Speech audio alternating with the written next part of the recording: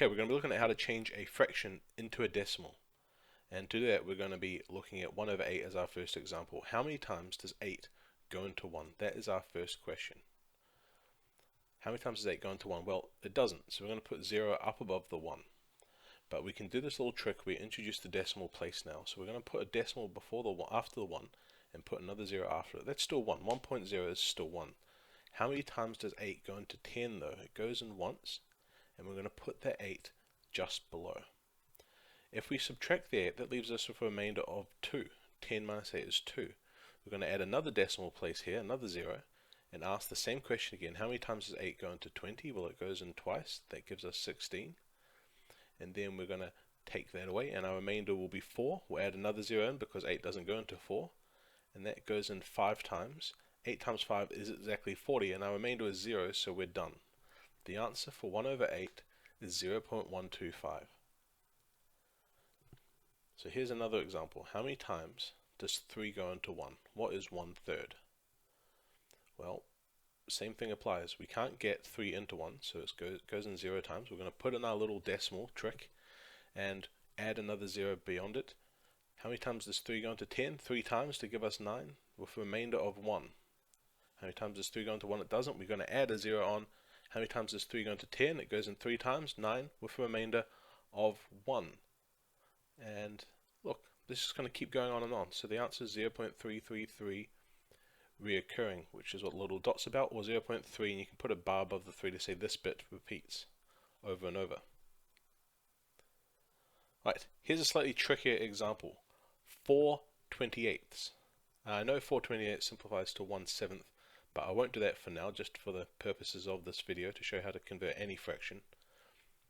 How many times does 28 go into 4?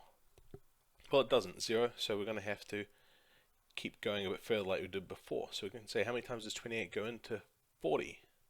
Well, I know it goes in once, that gives us 28, and the remainder from that, 40 minus 28, will give us 12. How many times does 28 go into 12? It doesn't, and once again, we're going to have to keep this repeating onwards. It goes in, we can get 4 lots out of it, 112, and that's going to have a remainder of 8.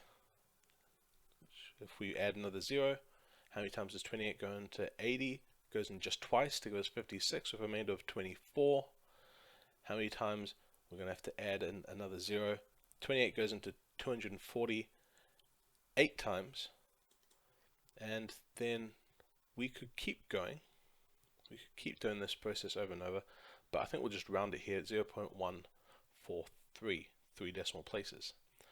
If we did keep this going, or for 1 over 7, same thing, we would get the answer 0.142857, 142857, 142857, and so on. It just goes on and on and on.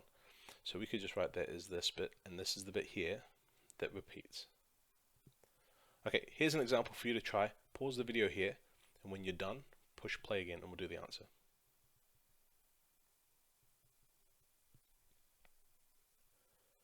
Okay, hope you've had a go. Here's the answer for 5/12. How many times does 12 go into 5? 0 times. How many times does 12 go into 50? 48 is what we get out. 20, remainder of 8. How many times does 12 go into 80? And you can see that the remainder here is 8 again, and that just tells us straight away it's going to repeat on and on and on. So that's your answer, 0.416 reoccurring.